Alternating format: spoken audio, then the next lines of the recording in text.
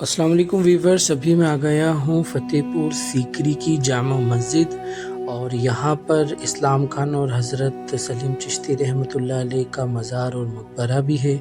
बहुत ही ज़्यादा विशाल और ख़ूबसूरत ये मस्जिद है। इस मस्जिद के आसपास ये जो आप छतरियाँ देख रहे हैं, लगभग 184 छतरियाँ बताई जाती हैं जिनमें एक ज़माने के अंदर लैंप लगा करता था, पूरी रोशन होती थी ये मस्जिद मगरिब की नमाज के बाद से। और इसी के साथ में जो आसपास आप जो चैम्बर्स देख रहे हैं, छोटे-छोटे रूम्स देख रहे हैं, फ़ेज़ करके एक कवि हुआ करते थे जिन्होंने आईना अकबरी भी लिखा है, हिस्ट्री लिखी है अकबर बादशाह की। तो वो यहाँ पर एक मदरसा लगाया करते थे, एक स्कूल होता था गर्ल्स के लिए और बॉयज़ के लिए भी। और ये जो मस्जिद का मेन एंट्रेंस है, जो पूरा विश्व प्रसिद्ध है, पूरी दुनिया में फ़ेमस है, बुलंद दरवाज़ा, इसका 1673 के अंदर अकबर बादशाह ने निर्माण कराया था जब उन्होंने गुजरात फ़तेह किया था। यहाँ एक छोटा दरवाज़ा हुआ करता था, उसके बाद में एक बड़े दरवाज़े का उन्होंने निर्माण करवाया था। बहुत ही ज़्यादा विशाल है, कभी आप आएँगे देखेंगे तो आपको एहसास होगा। और इसके आसपास कुरान शरीफ की आयतों से इसे सजाया गया है। ये पूरा निर्माण जो किया गया था, बलुआ पत्थर और कुछ मार्बल का भी इसके अंदर इस्तेमाल हुआ था। ये बाहर की तरफ से काफ़ी ज़्यादा विशाल है, अंदर से इसको सपोर्ट करने के लिए एक और दरवाज़ा लगाया गया था। इतना पुराना होने के बावजूद इसके दरवाज़े, इसके पत्थर, इसकी कारीगरी, इसकी डिज़ाइन, सभी चीज़ें बहुत अच्छी अभी स्थिति के अंदर हैं।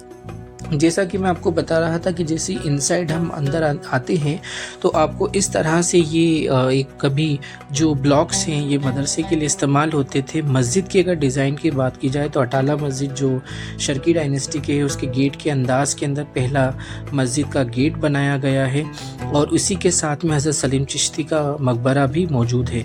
इसी के अलावा मांडू और जो मैंने चंदेरी की मस्जिदों का वीडियो बनाया है, गुंबदों की अगर डिज़ाइन की बात की जाए इस मस्जिद की तो मांडू और चंदेरी के जो गुंबद हैं उनका डिज़ाइन से मिलता जुलता है।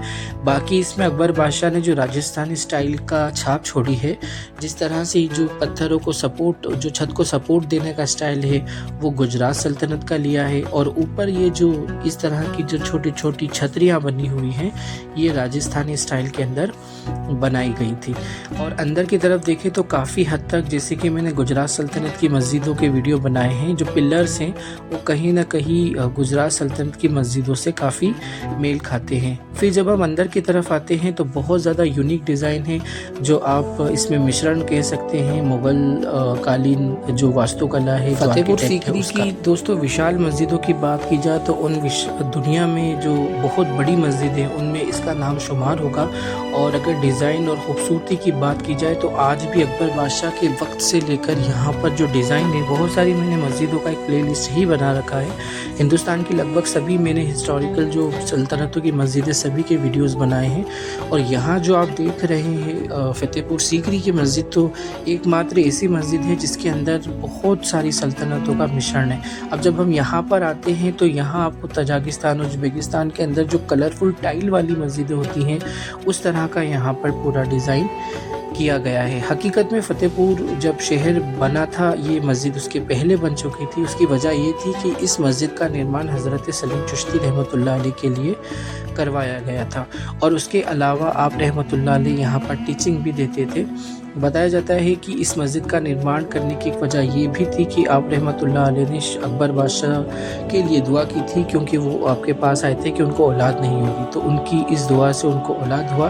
और उन्होंने बिल्कुल उसी तरह से कि जो शिवाजी के जो दादा थे मालू जी, उनको औलाद नहीं हो रही थी, तो शाह शरीफ रहमतुल्लाह अलैह के पास वो पहुँचते हैं और वो कहते हैं ये उनकी तमन्ना रहती कि हमारे बेटे हुए तो आपके नाम पर रखेंगे। और शाह शरीफ रहमतुल्लाह अलैह की दुआ से शिवाजी के जो दादा हैं उनको उनके पिताजी शाहजी और उनके चाचा शरीफ जी का पैदाइश होती, जन्म होता है। उसी अंदाज़ के अंदर सलीम चिश्ती रहमतुल्लाह अलैह के पास अकबर बादशाह आए थे और अकबर बादशाह ने आपसे दुआ करने को कहा और आपने दुआ की और उन्होंने यही आपसे अर्ज़ किया था कि अगर हमें औलाद होती है तो हम आपके नाम पर हमारे बच्चे का नाम रखेंगे। बैक साइड से ही आपको मैं मस्जिद का हिस्सा दिखा रहा हूँ। और यहाँ से जब हम वापस आते हैं तो यहाँ आप रहमतुल्लाह अलैह के बिल्कुल मज़ार के पास में इस्लाम खान का मकबरा है जो कि आप रहमतुल्लाह अलैह के पोते भी रहे हैं और मुग़ल सल्तनत में जनरल भी रहे हैं। और जहांगीर बादशाह ने स्पेशली इन्हें जनरल बनाया था क्योंकि वो जहांगीर बादशाह के बचपन के दोस्त थे, जो मकबरा आप देख रहे हैं साइड में।